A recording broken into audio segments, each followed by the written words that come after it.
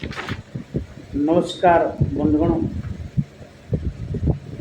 आम आज जानवा चेष्टा करवा educational philosophy of Gandhi M K Gandhi Mohandas Karamchand Gandhi एथिरे आम जानवा गांधीर लाइफ फिलोसफी एवं एजुकेशनल फिलोसफी। लाइफ फिलोसफी अर्थ हूँ जीवन दर्शन एवं एजुकेशनल फिलोसफी अर्थ हूँ शिक्षा दर्शन।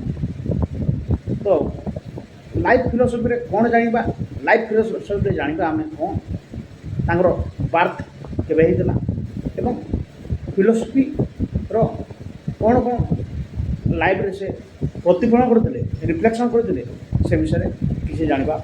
तापर नेक्स्ट जाना एजुकेशनल फिलोसफी जाना तांको मध्य शिक्षा कौन मीनिंग ऑफ एजुकेशन कौन तापर जाना एम्स ऑफ एजुकेशन कौन तापर जाना एजुकेशनल इम्प्लिकेशन कौन तापर जाना करिकुलम नेक्स्ट जाना मेथड ऑफ टीचिंग तापर role of school role of teacher role of child and role of discipline.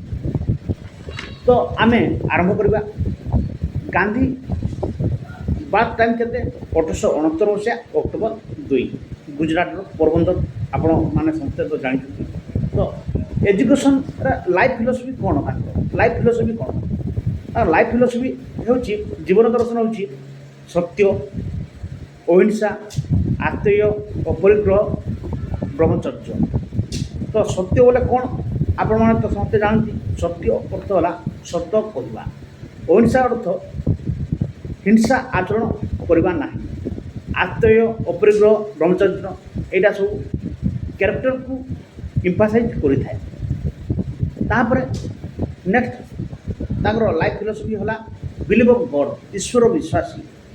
तापर सेल्फ रियलाइजेशन अर्थ कौन आत्म साक्षात्कार बा आत्मानुभूति निज आत्मा को निजे जाना निज को निजे बुझा हृदय करवा सहीटा हूँ सेल्फ रियलाइजेशन। तापर बिलीव तापर नेक्स्ट है सर्विस टू पुअर दरिद्र मान सेवा करवा। तापर यूनिवर्सल ब्रदर अर्थ विश्व को एक भातृभाव विश्व भातृभाव प्रेरणा करवा हूँ यूनिवर्सल ब्रदरहुड। तापर रामराज्य प्रतिष्ठा तापर सर्वोदय समाज तार डेमोक्रेटिक सिटीजनशिप बा गणतांत्रिक मनोवृत्ति हूँ यहाँ सब लाइफ फिलोसफी। आउ थे मुझे सत्य अहिंसा अत्यय अपरिग्रह ब्रह्मचर्य believe God self realization service to poor universal brotherhood रामराज्य सर्वोदय समाज एंड डेमोक्रेटिक सिटीजनशिप। तापर नेक्स्ट आम जाना educational philosophy of M K Gandhi. Gandhi को शिक्षा दर्शन कौन शिक्षा दर्शन हूँ फास्ट जाना मीनिंग ऑफ एजुकेशन तांको मतरे शिक्षा कौन तांको मतरे शिक्षा हूँ by education I mean an all round drawing out of the best in the child and man body mind and spirit. तार अर्थ हूँ by education I mean an all round drawing out of the best in of the child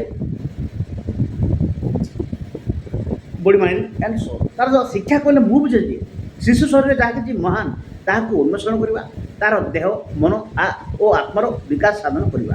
देह अर्थ कौन शारीरिक मन अर्थ कौन मानसिक आत्मा अर्थ कौन आध्यात्मिक एपरी से सर्वांगीन विकास को गुरुत्व देते। तार नेक्स्ट जाना एम ऑफ एजुकेशन मत शिक्षार लक्ष्य कौन था से मुख्यतः ऑल राउंड डेवलपमेंट को गुरुत्व देते।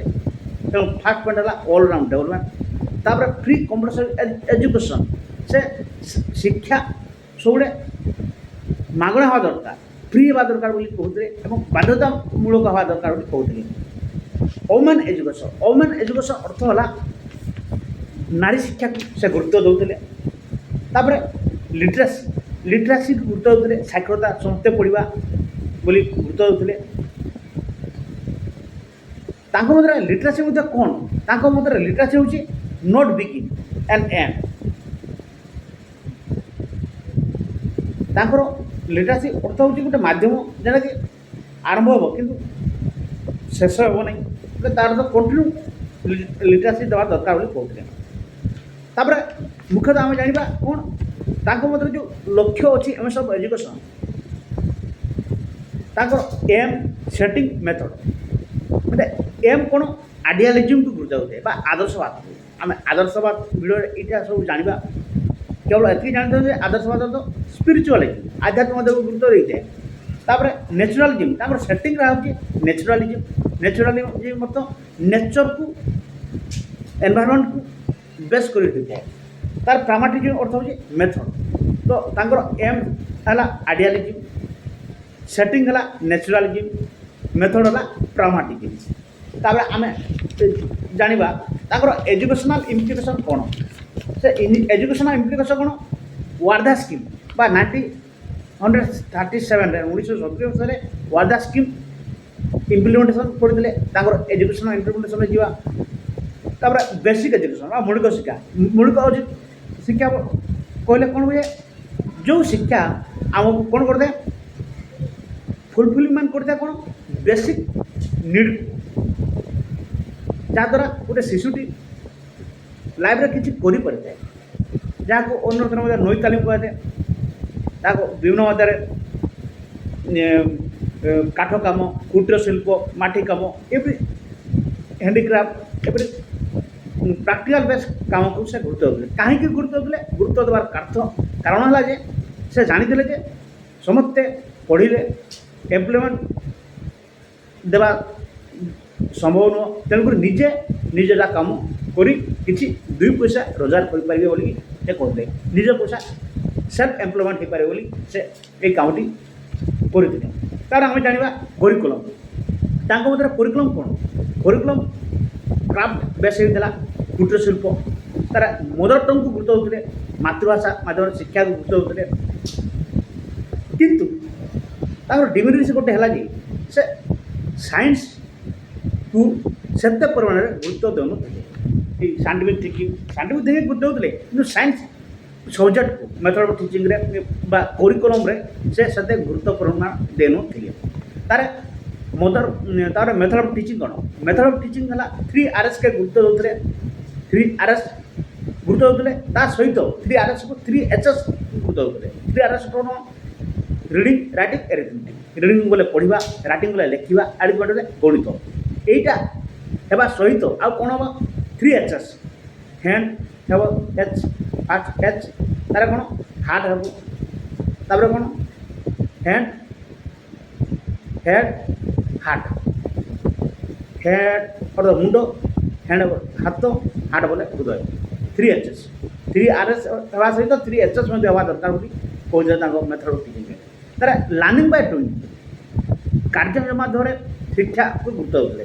କିଛି କାମ କରିବା, କିଛି ଶିଖିବା, ଏବଂ ପ୍ରାକ୍ଟିକାଲ ବେସ୍ ଏଜୁକେସନ୍କୁ ଗୁରୁତ୍ୱ ଦେଉଥିଲେ। ତାର ଅର୍ଥ ତାର କୋରିଲେଟେଡ୍ ଏଜୁକେସନ୍। କୋରିଲେଟେଡ୍ ଏଜୁକେସନ୍ ଅର୍ଥ କ'ଣ?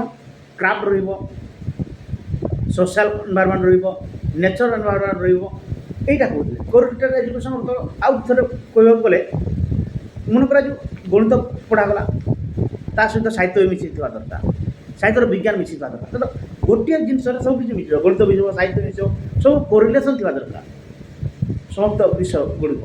এইটা ମେଥଡ଼ ଅଫ୍ ଟିଚିଂ ସେ କହୁଥିଲେ। ତା ନେକ୍ସଟ ହେଲା ତାଙ୍କ ମଧ୍ୟରେ school role of the school କ'ଣ ଥିଲା? ତାଙ୍କ ମଧ୍ୟରେ ରୋଲ୍ ଅଫ୍ ସ୍କୁଲ ଥିଲା ଯେ ସେଲ୍ଫ ସପୋର୍ଟିଂ। ସେଲ୍ଫ ସପୋର୍ଟିଂ ହେଲା ନିଜେ ନିଜକୁ ସପୋର୍ଟ କରିବା। ତାର ହେଲା ଫାଇନାନ୍ସିଆଲି ଇଣ୍ଡିପେଣ୍ଡେଣ୍ଟ ହେବା ଦରକାର। ନିଜେ ସ୍କୁଲର ଟିଚରମାନେ ନିଜେ ନିଜକୁ ଆତ୍ମବିନିଯୋଗ ହେବା ଦରକାର ବୋଲି ସେ ସ୍କୁଲରେ କହିଥିଲେ। ଟିଚର ରୋଲ୍ ଅଫ୍ ଟିଚର ସେ କହୁଥିଲେ ଯେ one who can't take place of a mother can be a teacher. ଯଦି ଜଣେ କ'ଣ ହୁଏ, ଯଦି ମଦର ରୋଲ୍ କରିପାରେ ନାହିଁ, ତାହେଲେ ସେ କେତେବେଳେ ହେଲେ ଟିଚର ହେବା ସମ୍ଭବ ନୁହଁ। ତ ଟିଚର ହେବା ପାଇଁ ମଦର ହେବା ଦରକାର, ତାର ତ ମାତୃସ୍ନେହ ଭାବ ରହିବା ଦରକାର, ଯାହାଦ୍ୱାରା ସେ ଷ୍ଟୁଡେଣ୍ଟକୁ ସ୍ନେହ ପ୍ରଦାନ କରିପାରିବ ଏବଂ କିଛି ଶିଖାଇ ପାରିବ। ତାର ରୋଲ୍ ଅଫ୍ ଚାଇଲ୍ଡ, ତା ମଧ୍ୟରେ ରୋଲ୍ ଅଫ୍ ଚାଇଲ୍ଡ କ'ଣ? ରୋଲ୍ ଅଫ୍ ଚାଇଲ୍ଡ ହେଲା child centre education. Child centre education ଅର୍ଥ କ'ଣ? ଚାଇଲ୍ଡକୁ ଗୁରୁତ୍ୱ ଦେବା, ଚାଇଲ୍ଡ ସେଣ୍ଟ୍ରିକ୍। ଯାହା କରିବ ଶିକ୍ଷାର୍ଥୀ କେନ୍ଦ୍ରିକ ହେବା ଦରକାର, ଶିକ୍ଷାର ମନୋବୃତ୍ତି ରୁଚି ଇଣ୍ଟରେଷ୍ଟ ତାର ଏଜ୍କୁ ଗୁରୁତ୍ୱ ଦେଇ ପାଠ ପଢ଼ିବା ଦରକାର ବୋଲି ଗାନ୍ଧୀ କହୁଥିଲେ। ତାପରେ ରୋଲ୍ ଅଫ୍ ଡିସିପ୍ଲିନ୍, ତାଙ୍କ ମଧ୍ୟରେ ଡିସିପ୍ଲିନ୍ କ'ଣ? ତାଙ୍କ ମଧ୍ୟରେ ଡିସିପ୍ଲିନ୍ ହେଉଛି ସେଲ୍ଫ ଡିସିପ୍ଲିନ୍, ଆତ୍ମଶୃଙ୍ଖଳା, ନିଜେ ନିଜକୁ ଶୃଙ୍ଖଳା କିପରି କରିପାରିବା ସେଇଟା ଡିସିପ୍ଲିନ୍ରେ ସେ କହୁଥିଲେ। ତ ଓଭରଅଲ୍ ମୁଁ କହିଦେଲି।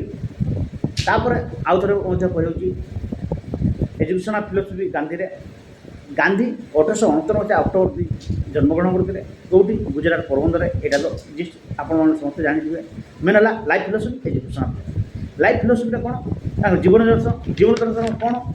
ସତ୍ୟ, ଅହିଂସା, ଅସ୍ତେୟ, ଅପରିଗ୍ରହ, ବ୍ରହ୍ମଚର୍ଯ୍ୟ। ଏଇଟା ତାର believe God, self realization, service to poor, universal brotherhood, ରାମରାଜ୍ୟ ପ୍ରତିଷ୍ଠା, ସର୍ବଦେବ ସମାଜ ଏବଂ ଡେମୋକ୍ରାଟିକ୍ ସିଟିଜେନସିପ୍। এইটা হল লাইফ ফিলোসফি। তার এজুকেশনাল ফিলোসফি কোণ কোণ হল meaning of education. Meaning of education কোণ?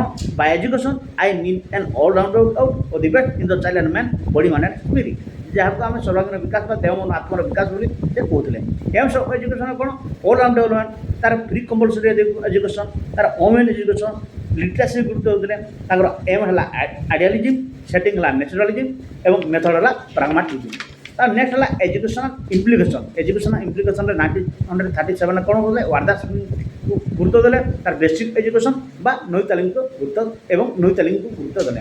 ତାର କରିକୁଲମରେ କ'ଣ ରହିବ? କରିକୁଲମ ମୁଖ୍ୟତଃ କ୍ରାଫ୍ଟ ରହିବ, ମଦର ଟଙ୍ଗ ରହିବ ଏବଂ କିନ୍ତୁ ସାଇନ୍ସ ସବଜେକ୍ଟକୁ ବେଶୀ ଗୁରୁତ୍ୱ ସେତେ ପରିମାଣରେ ଦେଉନଥିଲେ। ତାର ମେଥଡ଼ ଅଫ୍ ଟିଚିଂରେ କ'ଣ ରହିଲା? 3Rs ଏବଂ 3SS। 3Rs ହେଲା ରିଡ଼ିଂ, ରାଇଟିଂ, ଏରିଥମେଟିକ୍। 3SS ହେଲା ହେଡ୍ ହାର୍ଟ।